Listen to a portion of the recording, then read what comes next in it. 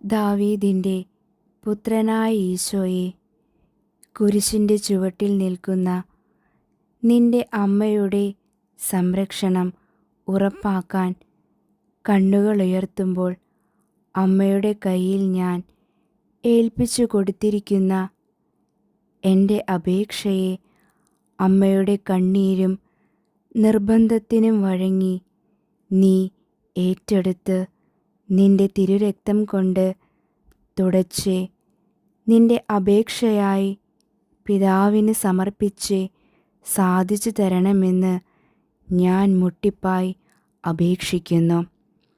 എല്ലാം അറിയുന്ന പരിശുദ്ധാത്മാവേ, സൗഖ്യദായകനെ, എല്ലാം പഠിക്കാനായി അയക്കപ്പെട്ടവനെ, സമാധാനദൂതനെ, ഞങ്ങളുടെ മേൽ കരുണയുണ്ടാകണമേ. ആമേൻ.